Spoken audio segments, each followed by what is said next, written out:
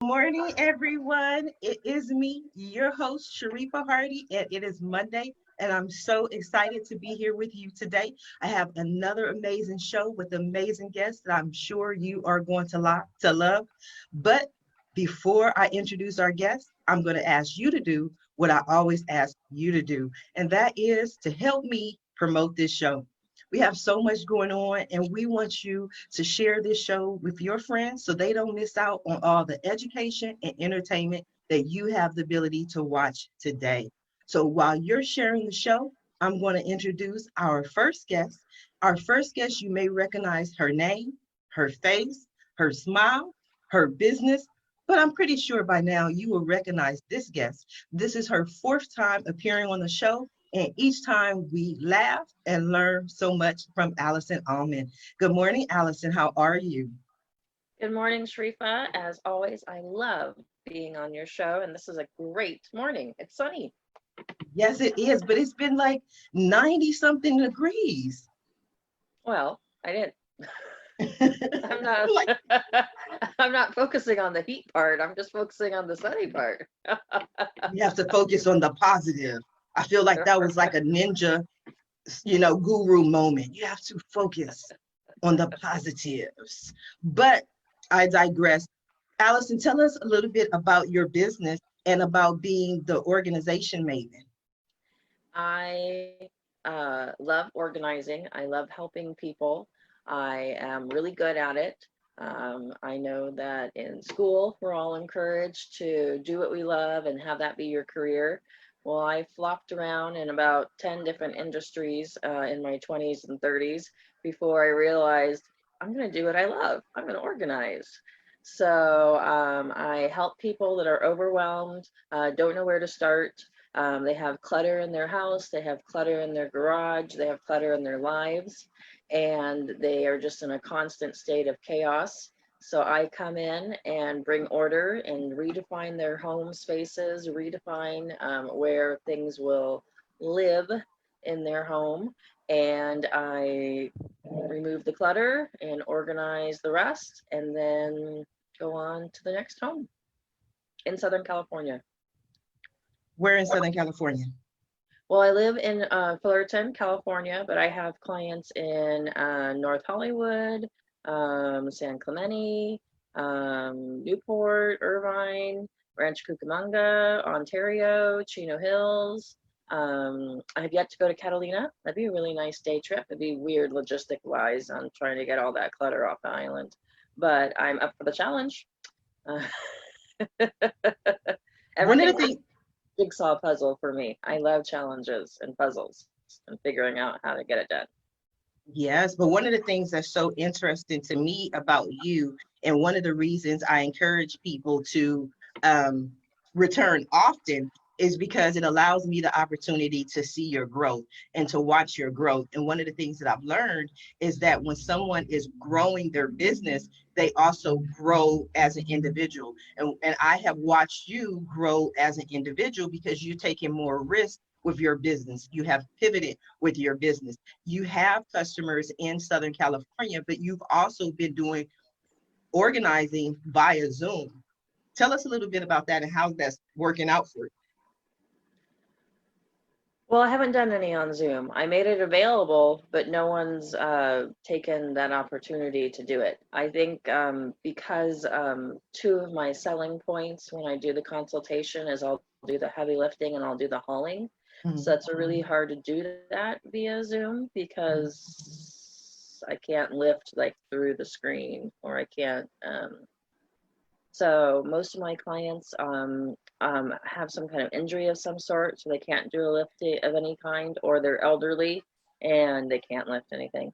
And so my young, strong body comes in and does the heavy lifting for them. So I think, I guess people underestimate with me being a woman that I'm going to be fragile or frail, and I work like a man, get it done, and lift up really heavy stuff, and then stick it in the back of my pickup truck and haul it away. And so I'm breaking the mold on frail women.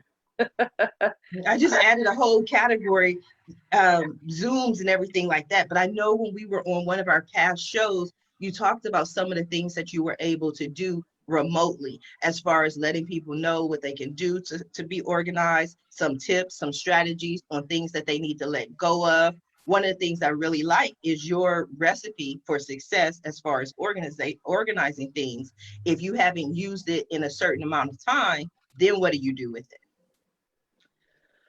Well, I do run into that very often, where people hold on to things just in case they need it in the future, just in case that they need that iPhone cord from their, iPhone 3, and we don't have those chargers, those anymore.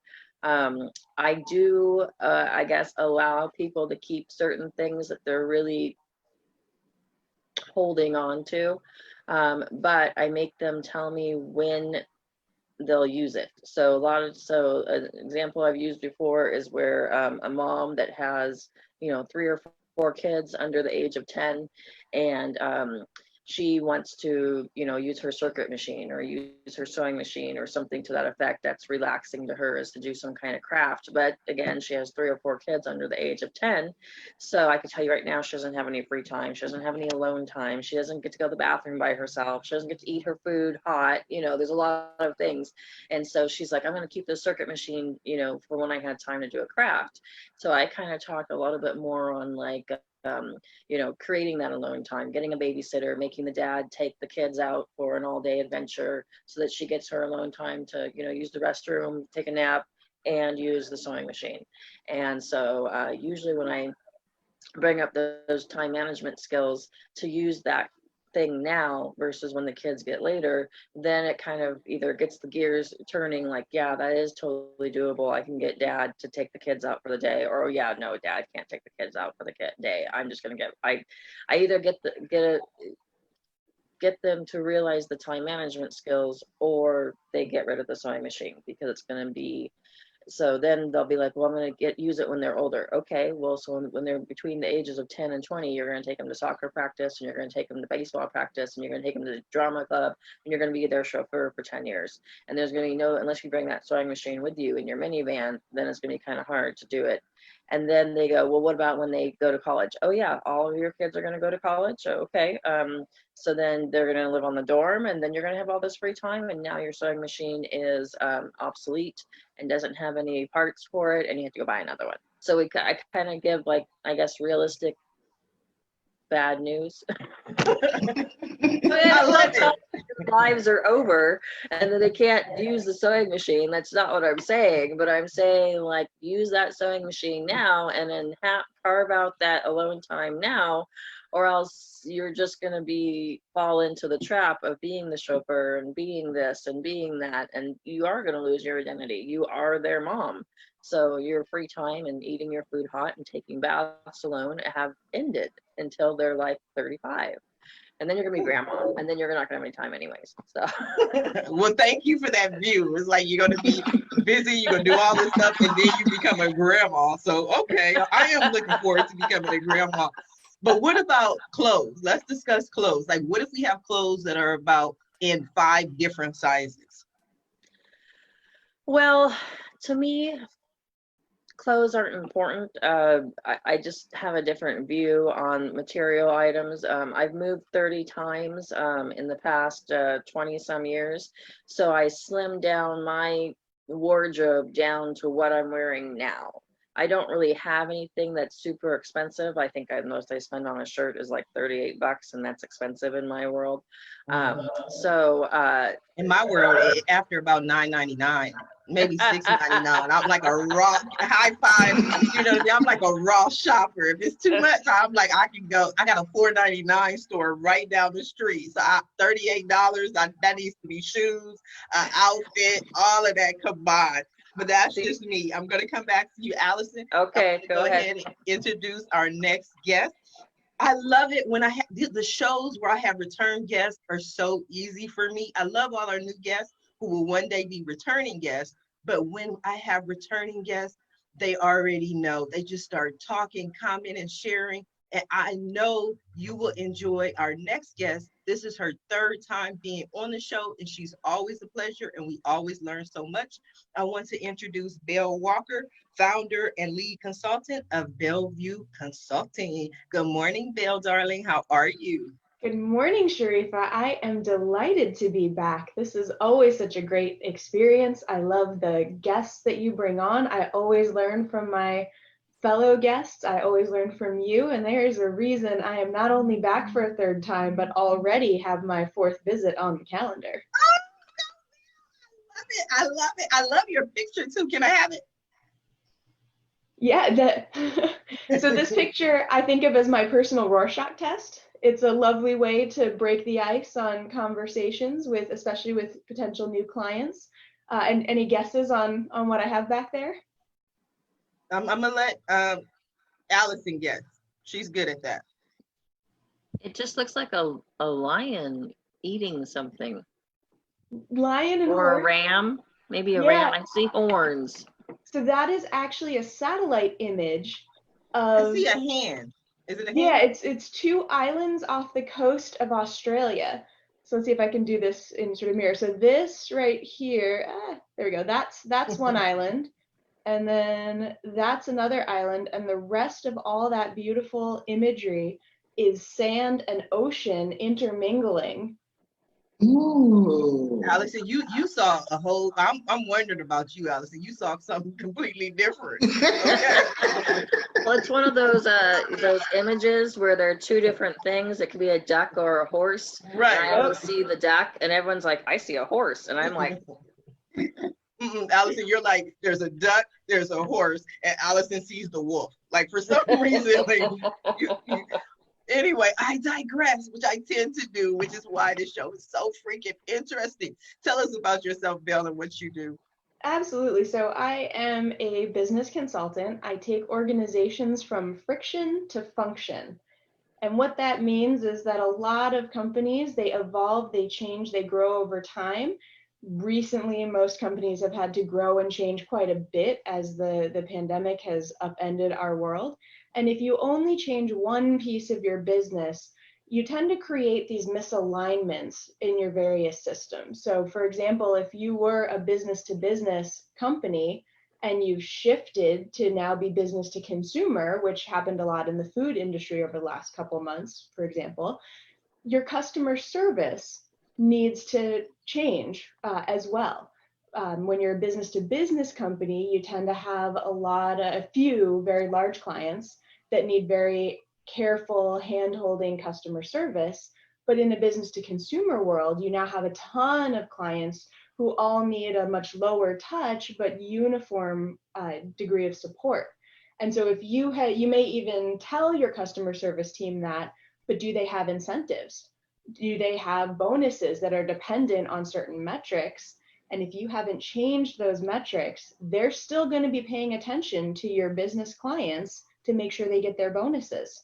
It's only reasonable, it's only natural. And the way you can ensure success for your change is by making sure that all the pieces of the business, your organizational structure, your incentive plans have changed with your new focus. And so that's the kind of perspective I bring to my clients, looking at where those decisions have happened in a vacuum and they made sense, but there were impacts to other pieces of the organization that may not have been taken into account. What I've seen over the last 4 months, as far as that pivot, is the majority of companies going from brick and mortar to virtual. Like that's the trend, obviously, over the last 4 months. And I know there are some companies who have had friction in being able to make their transition. I've seen companies who have been unable to make that transition. What have you seen as far as patterns of companies that have successfully been able to make that transition? That's a fabulous question, as I Thank you. I'm going to pat myself on the back. I particularly like that you're asking about the patterns of success, not the patterns of failure. And what Yes. I've seen in the patterns of success are leaders, business owners who are taking that broader perspective, or are asking for help in taking the broader perspective. So if the only thing you are thinking about is, I'm going to take my brick and mortar business and I'm going to move it online and I'm not going to make any other changes, you're probably not going to succeed. There's so much more to a business than whether you are in a store or whether you are online. And you need to think about, has your sales model historically been that you've got the best pieces in that front window? You really appeal to window shoppers. Well, if you're trying to take that online, how do you get that window out there? Just moving your business online and assuming people are going to walk into your site the same way they did to your store, it's not going to happen if you're not finding ways to advertise in that new environment to replace the window shoppers you don't have anymore. And so, many people are able to think that big picture themselves, but for leaders who want a little bit more support, there are people like me out there who are ready and willing to help them make sure they are considering the whole picture so that they will be successful through that transition. You made an excellent point. I'm so glad to have you here because when you were speaking, I just had a visual of a store which basically was successful simply because of foot traffic. You have stores that maybe they're in the hottest shopping center in town and they're right next to the Target or right next to the Walmart. So people see their boutique, they see their store, and they happen to walk by. Or, maybe they weren't next to such a large store which remained open, but maybe it was just a whole shopping plaza of smaller stores and then everything is shut down. But all of their traffic came from foot traffic. So now it's like, okay, what do I do? So Belle, I'm asking you, what do I do? What do these companies do? I think the key is to zero in on what you think made you most successful in your previous state and to find ways to replace or replicate those elements in the new mode. So if you were adjacent to a big store or adjacent to foot traffic, find advertising strategies that will put your business in front of consumers who are now finding something similar. If your customer service, you had the best people helping out shoppers to make sure they had great fashion advice or found something that really fit them well, make sure you've got a chat function, maybe even enable customers to set up a video conference with your sales team to make sure that they're continuing to get that customer service. That what makes a business successful is unique to that business. And so as a business owner, as a leader, you need to think about what are the elements that you need to keep or replace if you don't want to lose the success that you've worked so hard to build. In the past 4 months, have you seen a change in the messaging that businesses were using? This is one of the questions that I ask often. I may have even asked you this before, but I really enjoy hearing the responses because, prior to COVID-19, our primary focus was to sell. It was, this is our product, buy this product, buy now, get it here, low price, that was our message. And then COVID-19 happened and we saw a transition into more advertising that was more of service. How may I assist you? We're here for you. I always remark about the Verizon wireless commercial that I saw, and it was just like, we're here to help you. We are available 24 hours, 7 days a week at verizonwireless.com. And I was like, okay, but hasn't verizonwireless.com been available for like 50 years? You know what I mean? Like, we didn't just need a whole COVID-19 for your website to be available 24 hours, 7 days a week. But the tone and the voice that's used has changed, or am I wrong?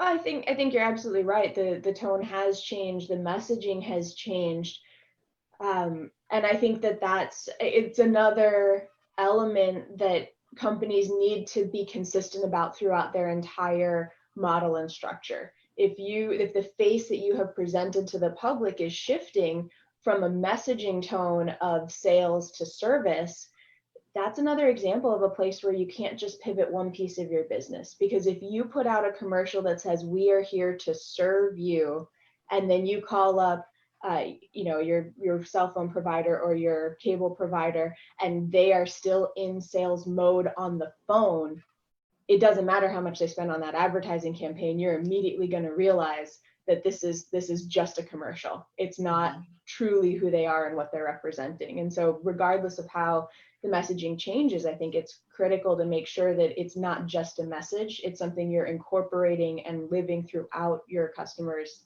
interactions and experiences with you.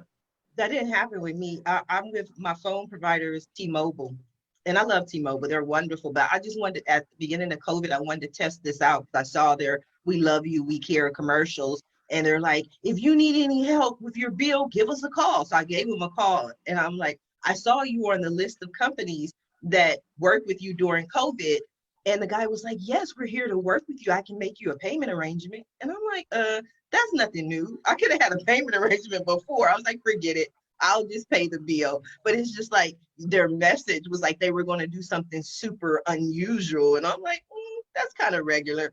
But it is what it is. I'm going to come back to you, Belle. I've been stalling because I'm going to introduce our next guest. And typically, usually, almost all the time, I don't get nervous before introducing guests. I'm nervous now because I don't know what our next guest is going to say, but I am going to introduce him anyway. Can't just let him sit there. Our next guest is Joshua Shea. He is a recovering pornography addict, and he is the author of 2 books, all about assisting other people with what? Porn. Good morning, Joshua. How are you? I'm doing well, and I just want to let you know that my third book actually came out last week, and it's a look at the pornography industry from both the sides of the users and the producers, specifically during the pandemic itself, and how much the industry of online pornography has literally changed in just the last 3 or 4 months. And if you're at all concerned about the health of the people of the world, it's something that I know pornography is a taboo subject, but we need to talk about pornography addiction, the people who are accessing it online, the people who are now making it at home, not realizing the repercussions. Because if we don't do this soon, 20, 30 years from now, we're going to have a massive health crisis in this world. I was going to ask one question and you just sent me into a completely different question, but this is going to be interesting. I find this because I believe that all things in moderation, right? There are some people who believe like, what is the harm in porn? Like they have a little fun, it's entertainment. That's what some people believe. But what has been your experience and why are you so passionate about pornography addiction? Well, I'm passionate about it because I dealt with it for 25 years. I have been sober from it going back to April 1st, 2014. And the reason I'm passionate is because when I finally decided to get my act together, I also am a former alcoholic, and I quit both of them on the same day. And being somebody who has a training in journalism and news, I did what a geek like me always does. I went to research. I went to the bookstore to find books on addiction, on alcoholism, and on porn addiction, and there was nothing there on porn addiction whatsoever. And I think that people have this stereotype of a porn addict being this sketchy 19-year-old pervert living in his mom's basement who's never kissed a girl in real life. And the reality is, I have a wife, I had 2 kids, really nice house. I owned 2 companies at the time that I had to make these massive changes in my life. I actually went to an inpatient rehab and I met doctors, lawyers, mothers, nurses, sisters, anybody you can imagine, every color, every demographic, every religion has been affected by pornography addiction. And perhaps, the scariest statistic I share with people is that there was a recent study done by a group out of Texas called the Barna Group that found out that 32% of men between the ages of 18 and 30 self-reported that they either look at too much pornography or they believe that they have a problem and perhaps even an addiction in pornography. That's 1 out of 3 men under the age of 30. So if we don't start talking about this, pornography addiction is like every other addiction, because addiction is addiction is addiction. It leads to a ruined life if you don't turn it around. And we need to start talking about this, because since the advent of the internet, since we now give every 12-year-old the greatest porn computer they've ever had in the world, we're not managing how we deal with pornography in our society. We're not talking about the potential dangers of it. We're not talking about the fact that it can lead to addiction. And that's what needs to happen. I'm not necessarily anti-pornography. I know that there are plenty of people who can look in moderation, just like there are people who can gamble or drink in moderation, but there are people who can't. Yet I don't think we're talking about this as much as we need to as a society because of the taboo subject. You are deep. This is interesting. So I guess what makes it an addiction, or what is defined as an addiction, is behavior that you're unable to control. Like, I literally know people who would be at work and they still had to be at their computer, looking at porn, or people who, I don't know these people, but there are people who maybe their spouse left them because, they're watching too much porn. But it may seem like an obvious question, but I'm going to ask it. What is the downside of porn? Well, number one, it's an addiction. It actually changes your brain chemistry, and not in a healthy way. It also contributes to loss of relationships. Like you said, there is the marriage kind of relationship, but also just friendships, familial friendships that get lost with addiction. And it also completely warps your view of sexuality. It can lead to physical issues. One of the biggest issues happening with men from 18 to 30 is what's called PIED, or porn-induced erectile dysfunction, where these men have become so used to porn, so desensitized to it, that when it comes to actually having sex with their partner, they can't perform unless pornography is playing in the room, because that's the only way that they can sexually perform. And this is happening to a lot of men out there in society now. But again, it's one of those things we're not talking about. Among married couples, those who view pornography together to spice things up, if you track them over time, 3 times more of those couples divorce than couples that don't watch pornography together. Obviously, that's not the only correlation to draw towards divorce, but that's a pretty stunning number. It's not a healthy thing to do, because at its core, when you reduce it completely to its base thing, pornography is just about objectifying people. There's no fancy way to change that. It's about objectifying people. When you look at pornography, you're not wondering what that person contributed to society. You're not wondering how smart they are. Are they a good father or a good mother? It's just about body parts. It's just about visualization. And reducing somebody to that and training your brain to reduce somebody to that is not healthy. You have definitely done the research on this topic. Let's talk about your third book. I planned on talking about your second book, but your third book intrigued me.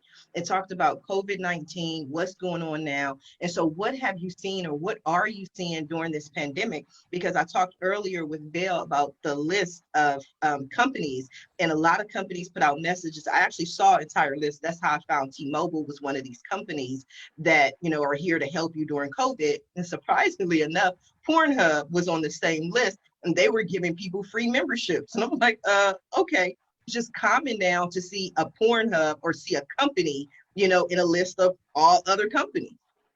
Well, Pornhub itself is kind of the mainstream porn company, and that's the one that most people know about. But there are actually 2 or 3 other porn sites out there that get more viewers and longer viewers than Pornhub. It's just that they've kind of looked for that niche in mainstream society to be the sort of acceptable porn site. If you look at their statistics about views, people only spend 8-9 minutes on Pornhub. If you look at some of the other porn sites that aren't so well known and don't market to a large audience, those sites, people are on them 20-22 minutes. So Pornhub is all about the mainstream acceptance. Saturday Night Live did a parody commercial about them. They're not going to be doing it on some of these other sites nobody has heard of. Pornhub reached out to 3 European countries, Italy, Spain, and France, when this first started, and gave them a free week of their Pornhub premium access. In Italy, especially overnight, the numbers exploded. They went up 61% in Italy. Once COVID went worldwide, they did this promotion throughout the world. And while the website Pornhub.com, their views have gone up a little bit, the website Pornhub Premium, which was what they gave away for free, those hits went up, or those visits went up over 400%. And I'm guessing that after that week was done, there was plenty of people who forked over their $9.99 to keep going, because in the pandemic, you're stuck at home, socially isolated by yourself. There's something that a lot of people do on the computer that they don't like to talk about, whether it's an addiction or not. And when you're stuck at home, it's out there. And right now, pornography sites are absolutely exploding, to the point that the demand is so high that some of these sites, for the first time ever, are going out and having to recruit new people to make pornography. It's funny in a way, but there was one site that specifically targeted female McDonald's employees who had been laid off, and said, hey, we'll get you far more money than you ever made at McDonald's. Come on over here and try this. And perhaps the biggest one that everybody under 30 years old knows about this site. Almost nobody over 30 knows about it. It's called OnlyFans. And I heard about that. It is absolutely reinventing the make at home porn market. And in January, it was the 600th most popular site in the United States. Mm. Come the very end of April, when I wrapped up the research on my book, it was the 40th most popular site in the United States. Crazy. That is crazy. It took Pornhub 2 years to grow that much. It took OnlyFans 3 months, and OnlyFans is absolutely average, normal people, mostly females. There are some men who just go on there, have their page, interact with people who subscribe, and it is blowing up the make at home porn world in ways that we've never seen.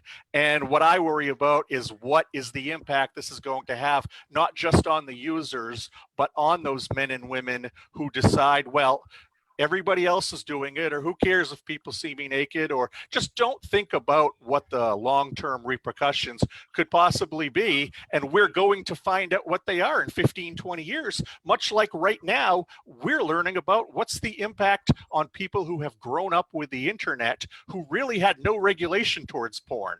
Well, it's a very wide open, liberal, skewed view of sexuality, view of intimacy, and view of pornography, because it's all so out there now. I really fear about what happens over the next 20 years if we don't start addressing it as a society. You are very interesting. I have more questions for you. I want to pass along a message for Allison. Allison Debbie Adams says hello. So she's tuning in to watch you and support you. You might want to give a shout out to Debbie Adams. Oh, thanks, No. Debbie. She's like, no, okay. But I want to go over to our next guest, because we've been talking and the conversation's getting so interesting that I've been taking a little bit more time than usual. But our next guest is a radio host with over 2.3 million listeners. She is the queen, Suneeta Shannon. Good morning, Suneeta. How are you? Suneeta, are you with me? Oh. Yeah, that's like interesting. I get to the moment where I introduce her. She's been here all morning, and then all of a sudden, when it's her time, Suneeta's gone. Looks like her video froze. So I Yes. imagine that was not her choice to leave. No, but when people freeze, they typically come back. But while we're seeing if she's going to come back, a lot of what Joshua said was so interesting. I would love if Belle or Allison, did you have any comments or response to Joshua? I had a question about coming back to this notion of the increased usage during COVID. My understanding is that there's some open questions around addiction in terms of predisposition versus extended exposure. And so I'd love if you could provide some clarity around the how does addiction form? Is it, you know, for especially for something like porn addiction, is it a case where more people accessing is going to increase the number of addicts because once they've been exposed, they're going to very quickly escalate into addiction? Or is it a situation where it's exposure over time that evolves into addiction, or do we even know? Uh, we don't fully know, but it's also both. You know, if I give 5 people alcohol, statistically 1 will develop a problem. If I give 100 people alcohol, statistically 20 will develop a problem. So what the real difference is, I mean, porn addiction has always been there. Pornography has always been there. You can go back to cave paintings and you'll find some XXX stuff on those walls. But the thing is, the internet brought it into everybody's home in a very easy way. When I first got addicted, when I was 13, 14 years old, I considered myself lucky because I found a video store that would rent to me. I could ride my bike there. And I was pretty much a porn addict from the moment I saw it when I was about 12 years old. And same thing with alcohol. So when people say, is it real? Alcohol was the exact same thing for me. As for what's going on in the brain, science does recognize that essentially the same thing happens in a brain, whether it doesn't really matter the drug, it doesn't matter the behavior. Now, obviously different addictions will cause different things. You know, I'm not going to have the damage that being addicted to heroin might cause. In my brain, but you know, somebody who's addicted to gambling is going to have far more financial ruin than probably someone who's addicted to heroin. So there are individual things, but if you look at the brain chemistry, everybody talks about dopamine, but there's actually 6 different chemicals that all respond to your pleasure sensors. And much like alcohol, where you have to, you know, start with beer, you move to wine, you move to spirits, or gambling where you bet $100, then 500, then 1,000, pornography is the same way. In order to get you essentially burn out your receptors, and you've got to keep adding to it. You've got to keep getting more. You've got to keep getting things excited. So it acts largely as any other addiction does on a cellular level. There are people who absolutely believe it has to do with your genetic predisposition. There are others who think it has nothing to do with it. I believe in my case, looking at my family history, looking at my life, I believe it's 3 things. I think number 1, there is family history there with the alcoholism. Number 2, that I think that it's just a certain way that I'm wired, that I was born, because there are people in my family who are not like me. And then the third thing is that I just think I made a lot of poor decisions along the way, either from lack of education or wanting to be defiant and take risks and, you know, appeal to my more prurient interest as a young guy. But ultimately, I don't know that it matters. It's a lot like when people come to me and say, I do coaching as well for both addicts and their spouses or girlfriends who have to deal with the betrayal trauma that comes out of finding that your partner is an addict. And I was if you don't want to use the word addict, don't call it addict. Don't call it addiction. Call it whatever you want. The deal is we have to fix what's wrong with you. We have to address what's wrong with you and how you got there. Because like any other addiction, usually pornography addiction is just a symptom of a much larger problem that needs to be dealt with. Yeah, and I guess I also had a question for Allison, but Sharif, I don't know if we wanted to. Yes, go ahead. Absolutely. Yeah, so Allison, I'm curious if in the organizing work that you do, how often do you uncover signs of addiction or deeper problems? I imagine that there can be some hoarding tendencies or hiding tendencies that are revealed when you're digging through someone's things. I don't know if this is something that you've run into in your own work. Well, I run into a lot of it's mixture. I either uncover that people are alcoholics by finding alcohol in their closet, like in their boots and things like that. And so I kind of jokingly go like, oh, found another bottle. You might want to keep this, you know. And so then kind of wading through the conversation, because I have access to, I guess they're more intimate things, especially most of my clients are women. I think I only have like maybe 3 or 4 men, and the other, 97% is women.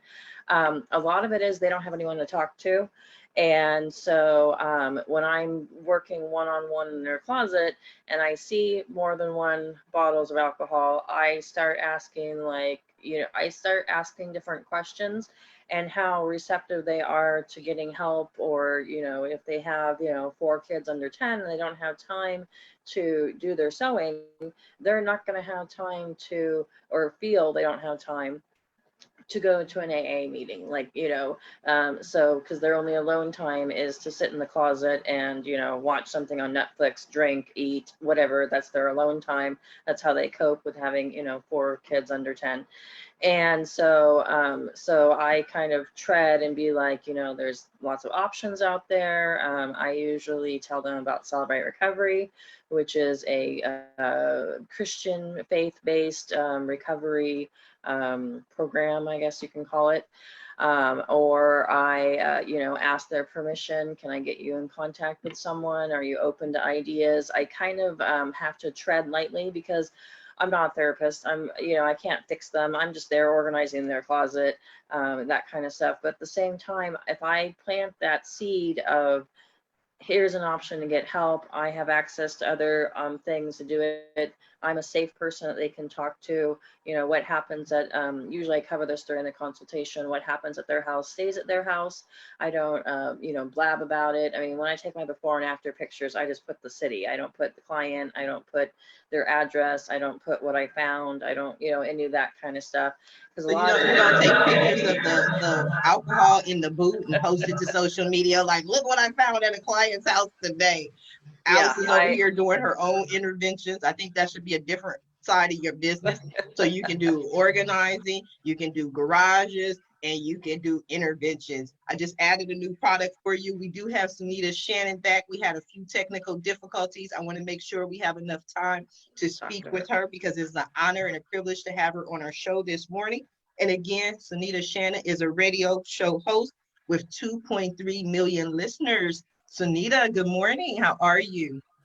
Good morning. Well, actually, it's afternoon. The sun is setting. I bring you greetings from the Middle East. And I am a radio show personality since the age of being a teenager. That was my outlet.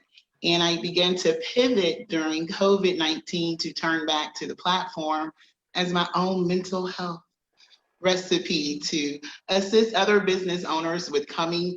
Before things popped off in America with police brutality, I was already asking the people, let's just have a space that we could talk about our business, our deals, unity, because pretty much COVID taught us that we were all in this together.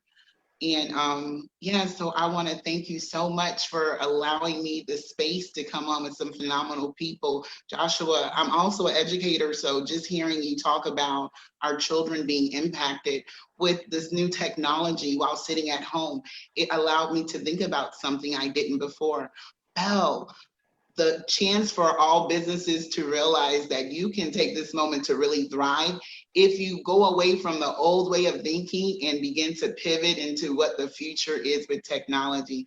Allison, you touch me in a way of not realizing the mental health that comes down with trying to be innovative and bring change into someone's home. My mom was a hoarder, born in the 1930s, Depression. Yes. So Yes. Thank you and Sharifa for this platform. Thank you for having me. I love it. You are so welcome. I'm glad we got the opportunity to speak with you. I wanted to key in on one of the things that you said. You mentioned that you relaunched your platform because for your own mental health. I just want to be a little bit more specific, not too personal, but what were you going through? Was it the isolation, not being able to do maybe your standard project? When did you say, you know what, I've been in the house, maybe there are other people who are isolated and I need to talk to them? Like, what was your motivation? All right. Well, I will tell you the end right now, like in the beginning, like Pulp Fiction. I'm still in lockdown until September the 13th. Okay. This all began February the 3rd. I called to America saying, hi, America, hi, family. Guess what? Something just arrived here in this country I'm living in, and within 2 days, it went from 3 people to 48 people. So because it's not on American soil, I want you guys just to take precaution. Nobody listened to me. By the time this thing hit American soil, what it did for me mentally to feel ignored, to have an entire, you are my country. You, each and every one. Joshua's my brother, Belle's my sister. Allison, you my sister girl. Sharifa, we are play cousins. This, Yes. that things were happening at home, it broke me to be away. So then our president sent a whole embassy thing saying, hey, you can come back to America. I was like, I live like a queen out here, baby, with all the maids and drivers and things. And that plane that was supposed to take me back, that mental health day, was the flight to JFK. If I wanted to leave the Middle East, I was going from roughly 40 people in this country who had contracted COVID to wanting to get off a plane in New York City that had 30,000 at the time. This platform to return back to radio was just one that I got a call from a Jamaican radio station called Caribbean Radio Show. And they were like, Mama, return, the people want to hear you. And I was reminded from, just people from the past who were like, we used to listen. And my niece was like, Auntie, if you talk, people will want to hear you. And it's been an amazing journey ever since. That's been self-healing, to come on and know that people who are your guests are healing me in the midst of providing a platform for people to talk about their business. So what are some of the things people just, because I'm trying to get on your show, so I need to know what do we need to talk about as far as business to get a spot on your show? Well, we welcome everyone. Some of the major topics have been the challenge I put out.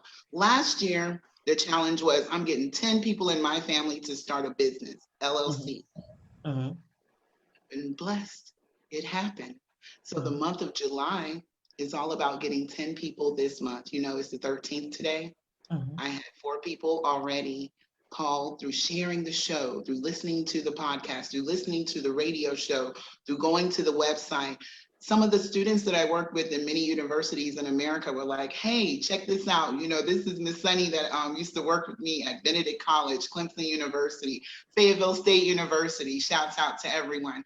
They reached out, shared, and more people are just, I'm hoping to get more than 10 this month of people just putting the word out. So anyone that wants to be on my show, you just simply go to Queen Sunny Honey. You can find me on Instagram. You can find me on the Caribbean Radio Show right there on Facebook. We have a platform right there on our website. Go DM a sister. I welcome everyone. You have people like you who come onto the show. Let me tell you how you saved me mentally. I'm in lockdown February to September 13th. Every day that the sun rises, I get the opportunity to meet Allison, Belle, Joshua. I get a chance to have that phone conversation because no one's calling and checking up on you. People are in their own world. So it becomes a learning experience, not just a place, a safe haven for others to come and use this for it's actually 2.4 million people since last week to come and share. Tell this audience of people out here in this world what the issues are. Joshua, tell parents what they must do. If you're going to allow this device to babysit your baby, make sure you know what's ahead of you. Belle, all the businessmen, they got their grandpa mentalities. It's time for grandma to hear this thing on the radio like she did when she was a kid listening to the shows and say, that Sharifa show, Belle told me. Now everyone in the family said the same thing, but somehow because the phenomenal Belle comes along, people are more open to the concept. Allison, as people deal with gerontology, putting their people into nursing homes, not wanting to put people in the nursing homes, checking on people for the first time because of COVID, people are stuck at home. You never visited grandma before, but now you're concerned. It's people like you, Ms. Sharifa, who comes from California running in a political aspect that people need to get the word out. 2.4 million people are sitting at home for the first time in their lives, not doing anything, but waiting on the wisdom that's inside of each of us. And I welcome you all to come to the Caribbean Radio Show anytime. Suneeta, it is amazing listening to the way that you have taken what's happened in this 45 minutes already and blending it seamlessly into the way that you are speaking. I am very impressed, and I can only imagine that the guests on your show must feel so heard and so valued, and I can understand why your listeners must be coming back again and again.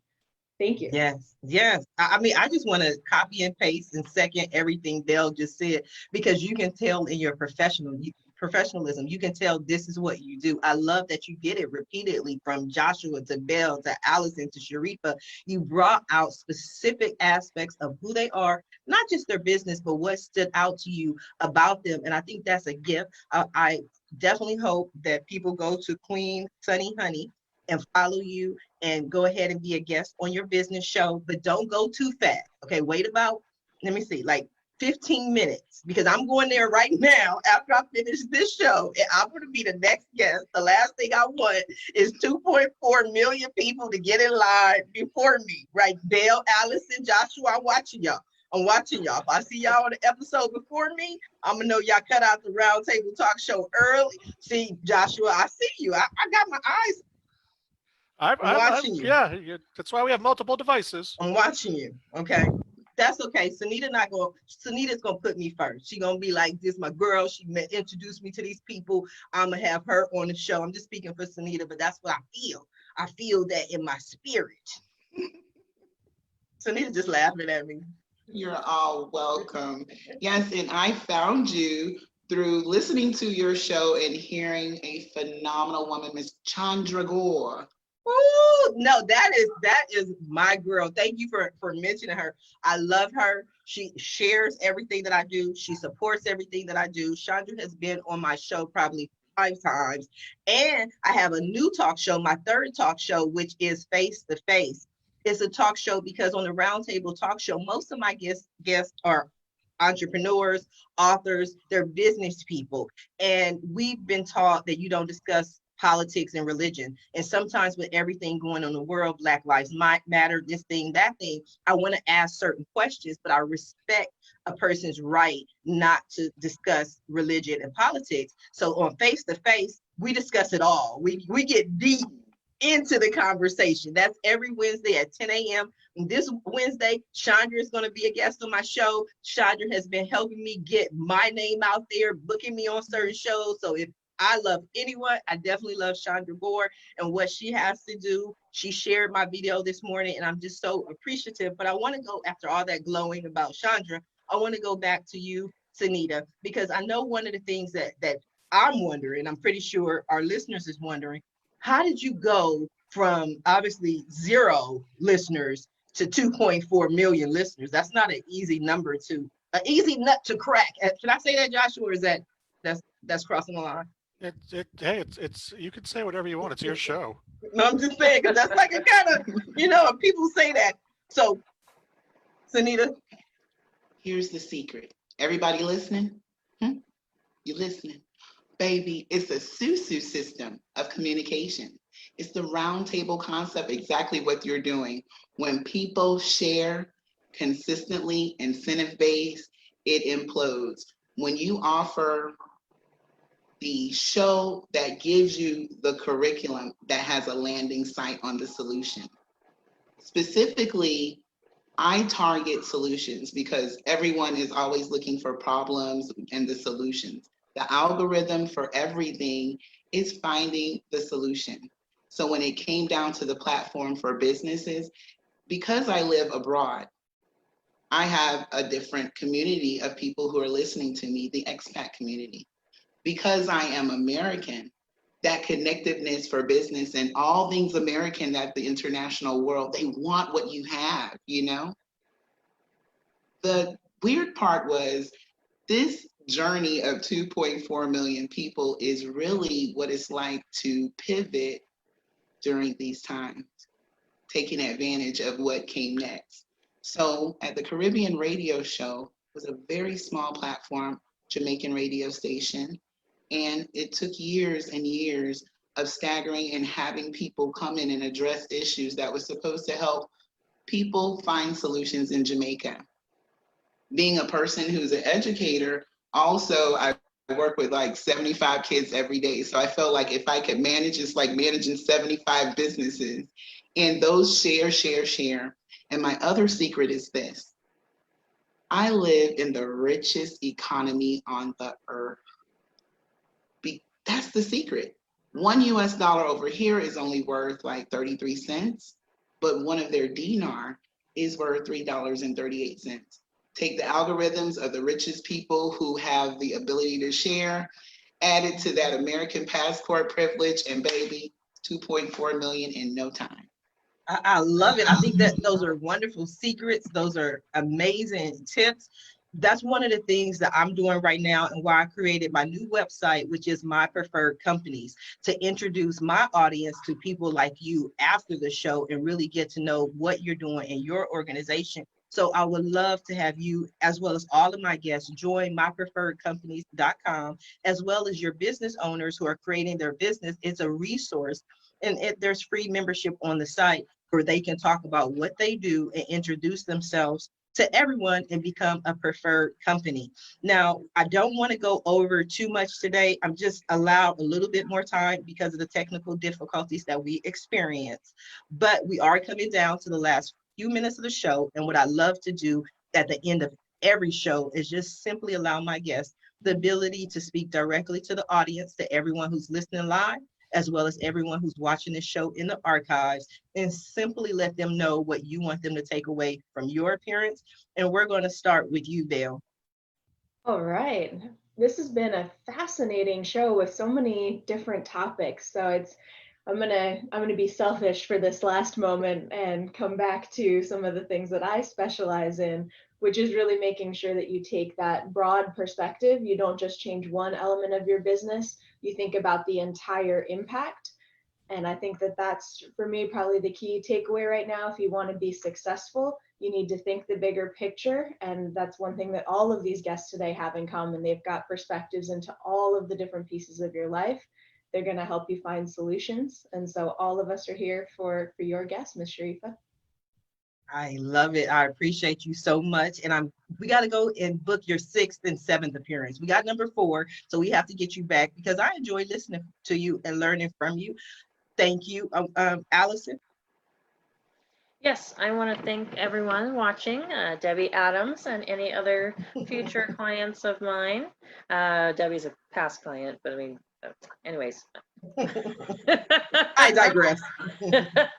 So I really enjoy helping people. I am always seeking more families to help, more, just different challenges. I really enjoy what I do. I enjoy helping people. It makes me feel good at night when I accomplish a project. I sleep really well. I know my clients are sleeping well because I've brought order to their chaos. I've calmed all the things going on in their brain that has overwhelmed them and exasperates them. I really enjoy, help bringing them calmness. Yeah, thank you for having me again. You planning your next visit? Oh, well, I have to log on and do all that, but I will come again. Okay, we got to get you here often so we can have these continued conversations. I did it twice this month. I did it July 2nd and now today. That's improvement. Some people are never satisfied, huh? She's like, I did it twice, and you're like, more. I don't know. I just love having you here with me. You're like my safety blanket, like my little Linus blanket that I can hold on to knowing that you're there. Okay. Joshua, what do you have for us? Well, first, Belle, I want to see your cat. I know her. I saw it. I was like, all right, let's say hello. This is Miss Katia. She is delighted to be joining us today. Wow. She doesn't look delighted at all. No, but she feels it inside. This was one of the very rare shows where you didn't hear one of my 3 dogs barking or one of my cats walk right across the keyboard in front of me. Just to sum up, I just want people to recognize porn addiction is an absolutely real thing. There isn't a ton of study on it right now. It's just starting to happen, especially as the internet evolves, but it is an absolutely real thing. There is no such thing as a stereotypical porn addict, like there is no stereotypical gambling addict or heroin addict or whatnot. So, try not to pigeonhole people who have the problem. If you believe you may have a problem, get some help. This is a real addiction. If you need any help, check out my website. There's lists of 12-step groups. There's other online groups and other things you can do. That's recoveringpornaddict.com. You'll learn plenty more about me. I write several articles a week about recovery. So, don't let this be the silent addiction that it has been for the last 20 years. And I want to thank all you ladies for making me feel welcome. This is a taboo subject that a lot of times people shy away from. And when I saw that I'd essentially be on The View today, I was like, oh, I hope this goes well. So thank you, everybody. Hey, Joshua, we had the same thought because I was like, I read your bio and I was like, I hope this goes well, because one of the things about the roundtable is I really don't know all of my guests prior to the show. So I basically just open up the platform and anything can happen, which is why I love reality television, right? But you spoke about the subject with respect and dignity, and you were informative and you educated people. It wasn't a gutter conversation. You didn't try to scare people. It was just like, these are the statistics. These are some of the things that happen. I've been through it and I'm here to help. And I honor that and I respect that. So thank you, Joshua. And Thank you. Suneeta, you're welcome. Suneeta, go ahead and take us on out. This is your girl, Queen Sunny Honey, coming always from the Caribbean Radio Show, inviting you to come out and see me every Freedom Friday. That's 10 a.m. Eastern Standard Time at the CaribbeanRadioShow.com. And to everyone out there that's listening, please know that there are solutions when we come together. Only at the roundtable concept, when you sit there and humble yourself and post yourself around 5 wise people, baby, you are bound to be the 6. For everyone that's listening, please like, share, share, share. When it's coming to big corporations out there, at the end of the day, we always come home to mama. So let's make sure we support each other locally. If you're going to buy American. If you're going to love somebody, you better love yourself and love on each other. Thank you for having me. And as we say over here, Dubai, bye, boo. Woo, I love it. Dubai. I love that. We don't have that here in America, but I'm telling you, I have to go to Dubai. I used to work for American Express in the travel department, and people always say, where do you want to go? I was like, Dubai.